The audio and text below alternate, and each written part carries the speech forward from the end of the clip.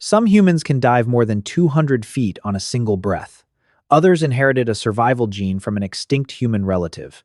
And on remote islands in the Indian Ocean, indigenous communities recognized the warning signs of a tsunami before any modern alert could reach them. These are not legends. They are documented examples of how human bodies, cultures, and memories adapted to environments that should have been impossible to endure. But survival rarely came from one trait alone.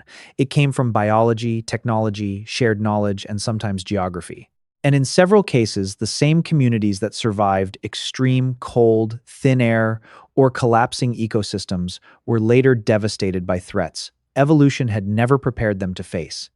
Here are 10 ancient peoples whose survival stories were preserved in archaeology, history, and DNA. Number 10. The sea nomads with a hidden oxygen reserve. In 2018, doctoral researcher Melissa Ilardo arrived in Jayabakti, a stilt village off Sulawesi, Indonesia. She was working with the Center for Geogenetics at the University of Copenhagen and carrying a portable ultrasound machine. Ilardo had come to examine the internal anatomy of a community famous for diving. She was not sure what, if anything, she would find. The Bajau are often called sea nomads. For generations, many lived almost entirely on boats diving for fish, octopus, and sea cucumbers with lead weights and hand-carved wooden goggles. Skilled divers have been reported descending to depths of 70 meters, roughly 230 feet, on a single breath. Some spend hours each day working in the water. Ilardo worked with senior researchers Rasmus Nielsen of the University of California, Berkeley, and Eski Willerslev of the Universities of Copenhagen and Cambridge. Using portable ultrasound, the team compared the spleens of Bajau participants with those of the neighboring Salyuan, a population with a similar regional background, but no comparable tradition of breath-hold diving. The result, published in the journal Cell in April 2018, was striking. On average, Bajau spleens were about 50% larger. Genomic analysis also found signs of natural selection near a gene called PDE10A, which may influence spleen size through thyroid hormone pathways. The spleen acts as a reservoir of oxygen-rich red blood cells. During a dive, it contracts and releases some of those cells into circulation. Researchers estimated that the larger Bajau spleen might allow roughly 10% more red blood cells to be mobilized during submersion. That does not make it a literal scuba tank, but it may provide a meaningful advantage when every remaining second underwater matters. Training alone did not explain the difference. Larger spleens were also found among Bajau participants who did not dive regularly, supporting the idea that the trait has an inherited component. What surprised Ilardo was not simply that expert divers performed well, it was that generations of diving appeared to have left a measurable signature inside the body. High-altitude adaptation had been studied for decades. The Bajau offered evidence of something different: natural selection associated with repeated acute oxygen deprivation during breath-hold diving. That raises a larger question. What other adaptations might remain unnoticed in populations whose daily lives push the human body toward its limits? The Bajau did not evolve gills. Their story is quieter and more believable than that. Natural selection appears to have enlarged an organ already present in every human body, turning the spleen into a little more time beneath the surface. Number 9. The island communities that recognized a tsunami before modern warnings arrived. On the 28th of December, 2004, 2 days after a magnitude 9.1 earthquake off, Sumatra sent a tsunami across the Indian Ocean. Indian Coast Guard Commander Anil Thapliyal flew a reconnaissance helicopter over North Sentinel Island. A man appeared on the beach and fired an arrow toward the aircraft. The message was unmistakable. At least some members of one of the world's most isolated communities were alive, mobile, and still determined to reject outside contact. The tsunami killed more than 230,000 people across 14 countries, making it one of the deadliest natural disasters in recorded history. The Andaman and Nicobar Islands were heavily affected. Early surveys reported no confirmed deaths among several small indigenous communities of the Andaman Islands, including the Onge Jarawa, Great Andamanese, and Sentinelese. That wording matters, because the Sentinelese reject sustained contact outsiders, could not conduct a complete census or verify every individual. The larger and more connected Nicobarese population suffered severe losses. Villages on Car Nicobar were destroyed, and thousands of people across the Nicobar Islands were killed or reported missing. Genetic evidence supports deep ancestry and long isolation among Andamanese populations. However, the familiar claim that their ancestors arrived on the islands 50 to 70,000 years ago is not securely established by archaeology. More recent genetic models often place major periods of isolation and population divergence considerably later. Their history is ancient. Its exact timeline remains uncertain. Among the Onge, survivors described recognizing the danger when the sea suddenly withdrew and moving to higher ground. Similar survival has often been attributed to environmental knowledge preserved through generations. For the Sentinelese, the precise sequence is unknown. Outsiders did not witness their evacuation, and no reliable account confirms that they followed the same oral traditions, watched birds fall silent, or interpreted every warning sign described in later retellings. The larger lesson is not that traditional knowledge is magical. It is that close observation can preserve practical warning systems long before instruments exist. A rapidly retreating shoreline is a natural tsunami warning. Knowing what it means and acting immediately can save lives. In 2004, the Indian Ocean region did not yet have the coordinated tsunami warning network developed after the disaster. The contrast was therefore not simply indigenous memory against a fully functioning modern alert system. Both had serious limits. In these islands, local knowledge appears to have provided crucial minutes that technology did not. The Great Andamanese had already been reduced from thousands of people in the 19th century to only a few dozen by 2004. Introduced disease, colonial violence, displacement, and loss of land drove that collapse. Isolation also creates vulnerability. Small populations with limited previous exposure to outside pathogens can suffer heavily from introduced respiratory and infectious diseases. That is one reason current policy prohibits unauthorized travel to North Sentinel Island. Contact intended as curiosity, research, or goodwill can still carry lethal consequences. These communities survived a wave generated by an earthquake felt across a vast region. The greater danger now may be contact imposed by outsiders who assume that good intentions remove biological risk. The ocean offered visible warnings. Disease does not. Number 8. The high-altitude people carrying DNA from an extinct human relative. In July 2014, population geneticist Rasmus Nielsen of the University of California, Berkeley, and his colleagues published a genomic comparison centered on a gene called EPAS1. The study examined 40 Tibetan individuals and compared them with 40 Han Chinese individuals. EPAS1 helps regulate the body's response to low oxygen. At roughly 4,000 meters above sea level, atmospheric pressure is far lower than at the coast.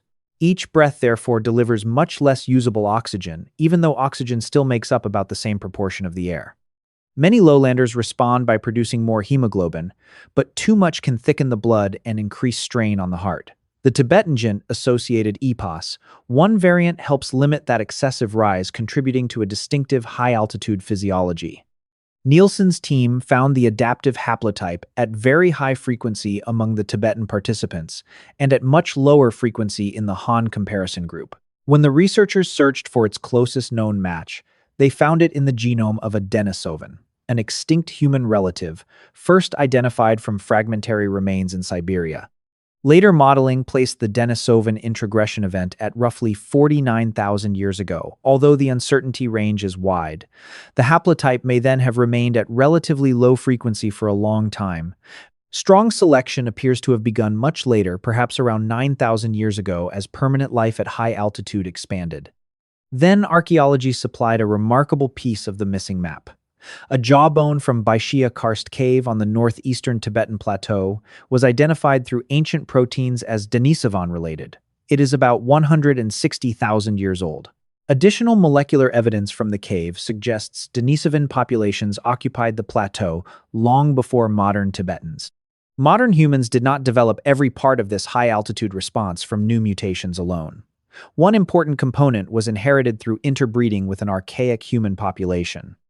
Not every Tibetan or Sherpa carries exactly the same adaptive variants, and EPAS1 is not the entire explanation for high-altitude performance. But at the molecular level, many highland residents benefit from a solution that entered our species through a population that no longer exists. We do not know what Denisovans called themselves or what languages they spoke. Too little bone survives to reconstruct their appearance with confidence. But we now know they reached the Tibetan Plateau, and that one encounter between archaic and modern humans left descendants better prepared for life in thin air thousands of years later. Number 7. The people who mastered cold at the edge of the inhabited world. In December 1832, Charles Darwin was 23 years old and serving as the naturalist aboard HMS Beagle. Off Tierra del Fuego, near the southern tip of South America, he recorded his astonishment at meeting Yaghan people in bitter wind and sleet. Darwin and his crewmates wore heavy European clothing. Some of the people watching from shore wore very little by comparison. The Yaghan Selknam and Kaweskar, historically called Alakaluf, had occupied the wider region for thousands of years. Survival depended on technology and knowledge as much as physiology. Yaghan women gathered shellfish from frigid channels. Men hunted marine mammals from bark canoes. Communities maintained small fires, built shelters suited to a mobile coastal life, ate calorie-rich marine foods, and used animal grease and coverings according to conditions. Europeans often described them as nearly naked, but those accounts were incomplete observations made by outsiders. In 2021, a team led by physiologist Mikiko Watanabe published a study in Scientific Reports. The researchers analyzed skeletal remains from 12 19th century Fuegian adults and examined previously published ancient genomes from 5 individuals.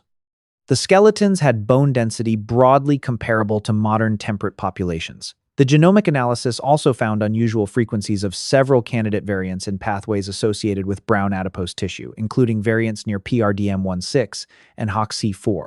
Brown fat can generate heat without shivering and may also influence bone metabolism. The result is intriguing, but it is not proof that all Fuegians possessed unusually powerful brown fat. The sample was very small. The study did not directly measure heat production in living people, and the functional effects of the variants remain uncertain. The findings suggest a possible biological contribution to cold adaptation. They do not replace the central importance of diet, fire, shelter movement, and accumulated environmental knowledge. The darkest turn in the story came not from the climate. Communities that had endured the southern cold for millennia were devastated within generations of sustained contact with settlers, missionaries, and introduced disease. By the early 20th century, epidemics, forced relocation, mission settlements, land seizure, and organized violence had caused catastrophic population losses. Selknam families were subjected to particularly brutal campaigns by colonists and ranching interests. Yaghan descendants still live in Chile and Argentina today. Cristina Calderón, widely recognized as the last fluent native speaker of the Yaghan language, died in 2022. The language is now considered dormant or critically endangered, while community members continue efforts to document and revitalize it. Thousands of years of cold did not erase these peoples. A far shorter period of colonial expansion nearly did. The candidate variants identified in ancient DNA may preserve part of the biological story. They are not the whole answer. The deeper survival system combined physiology with fire, food tools, cooperation, and knowledge passed across generations. The enemy that finally overwhelmed that system was not the cold. Number 6. The culture that endured as an entire lake system disappeared. In July 1968, geologist Jim Bowler was mapping ancient shorelines in western New South Wales.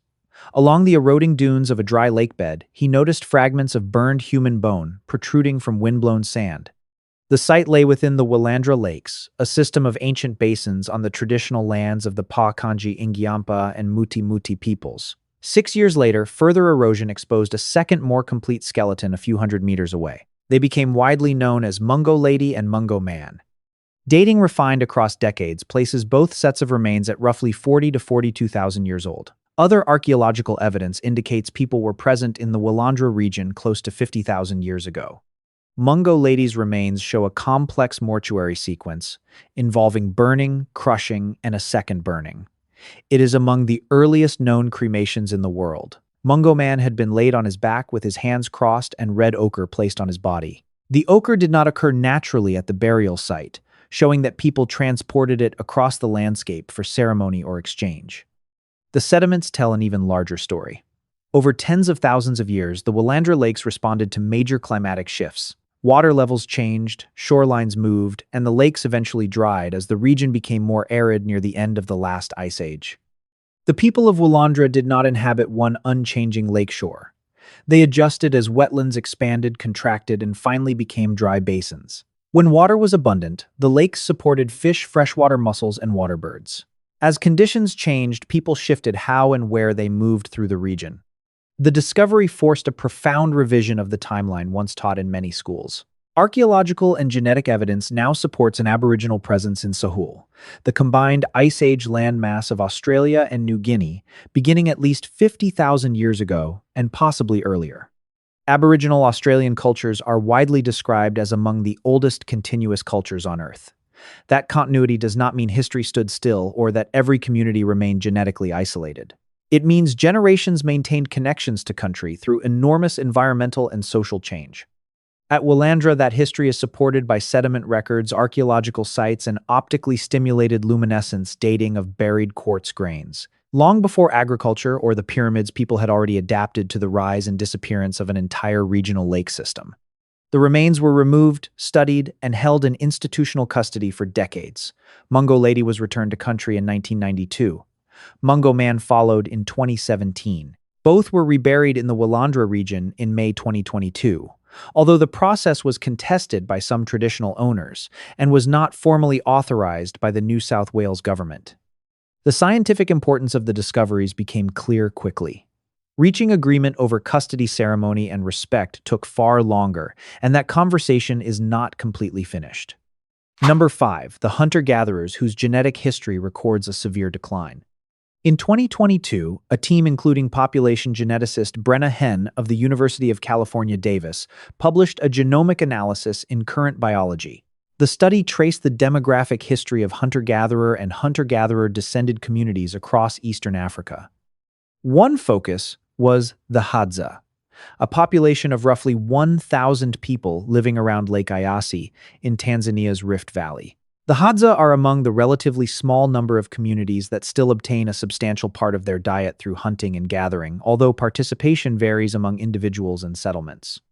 By analyzing segments of DNA shared among living people, the researchers reconstructed changes in effective population size. That is a genetic measure of the number of individuals contributing to later generations. It is not the same as a literal census. Their model estimated that Hadza effective population size declined from roughly 3,500 to around 160, with the decline accelerating about 15 to 25 generations ago. The timing overlaps with major changes in eastern Africa as farming and herding populations expanded, but genetics alone cannot reduce the cause to one migration or conflict. Earlier studies also found that Hadza paternal and maternal lineages preserve deep branches of African genetic diversity.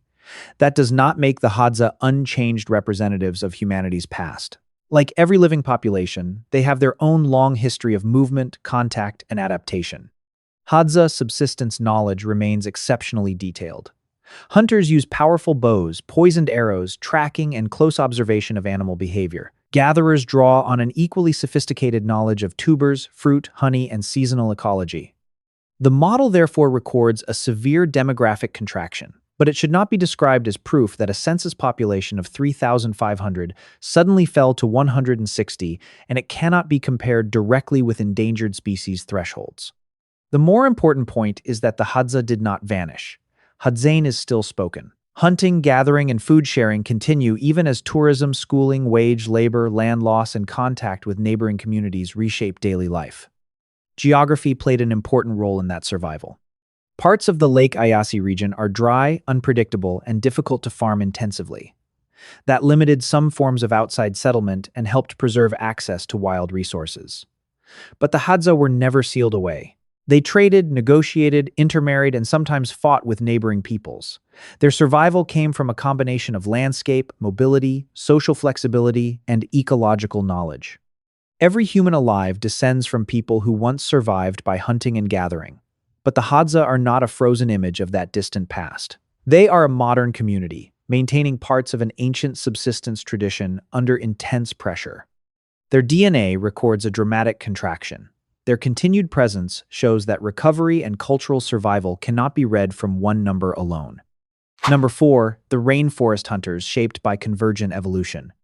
In 2009 population, geneticist Etienne Patin and colleagues affiliated with the Institut Pasteur published an analysis of DNA from Central African rainforest hunter-gatherers and neighboring agricultural populations. The communities included Western and Eastern groups living across the equatorial forests of Cameroon, the Central African Republic, and the Democratic Republic of Congo. Older scientific literature often grouped these distinct peoples under a single label.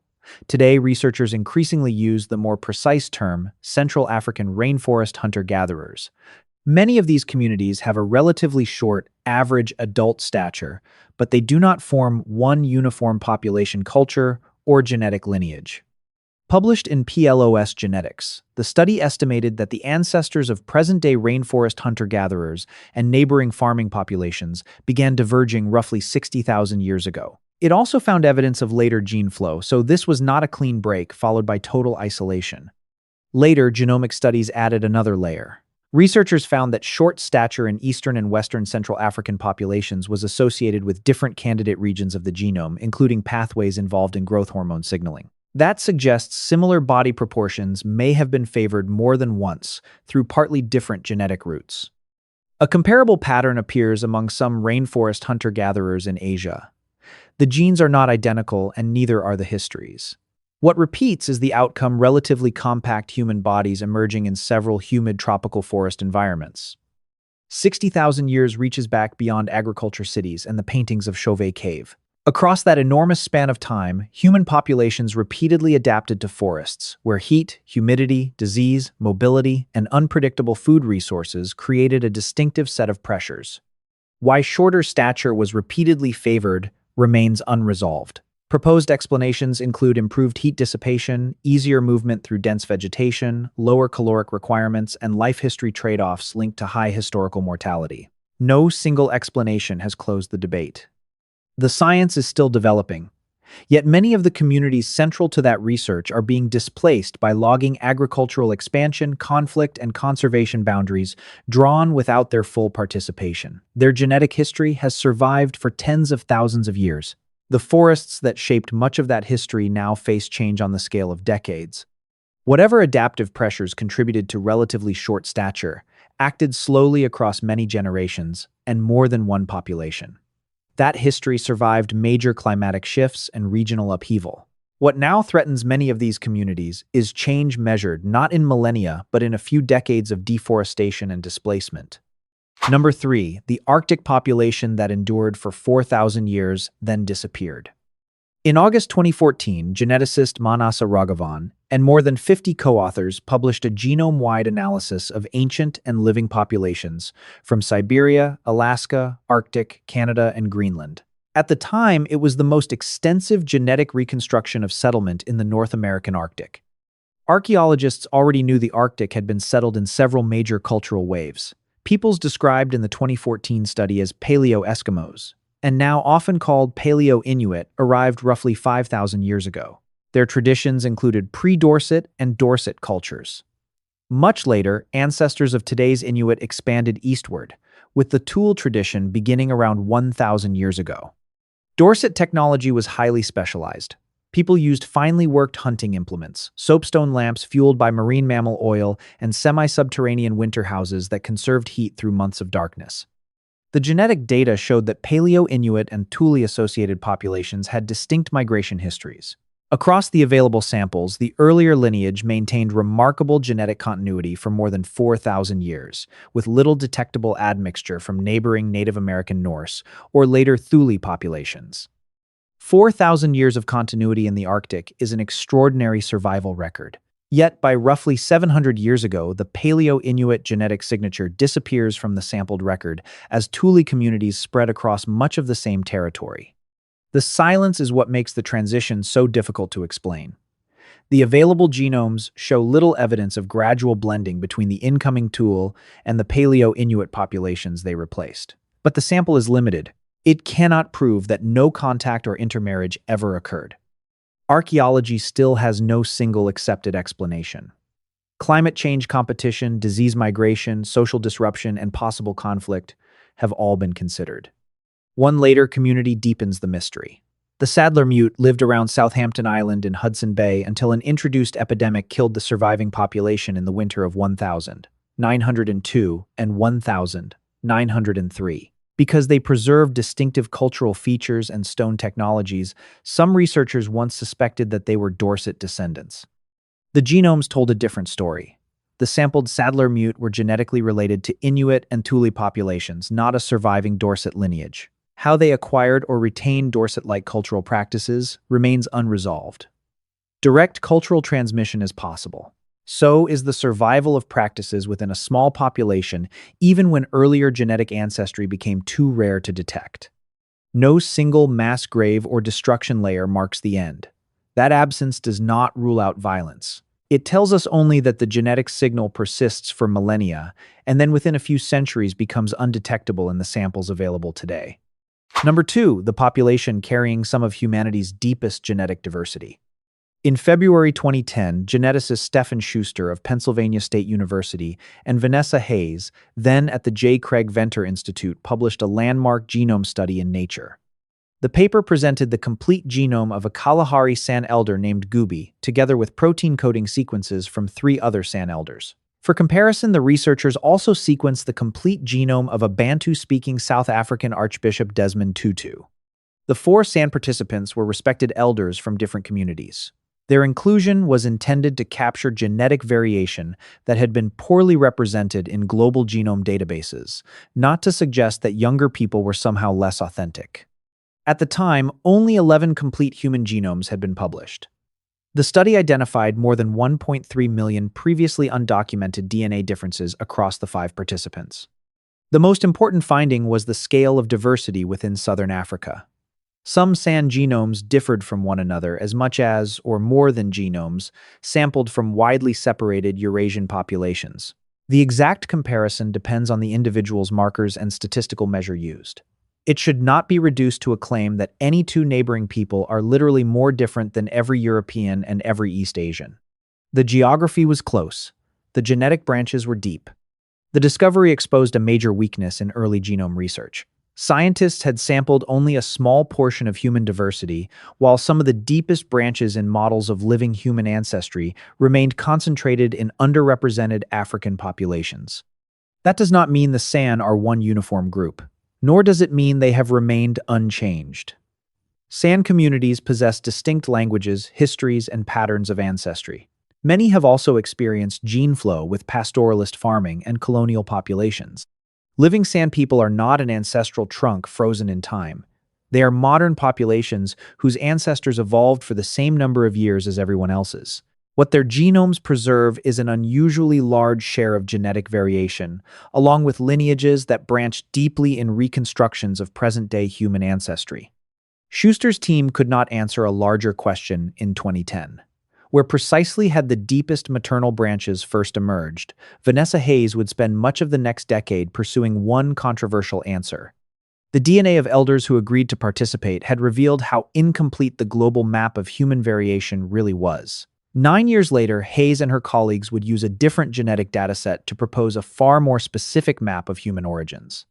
That next claim would become the most controversial story in this countdown.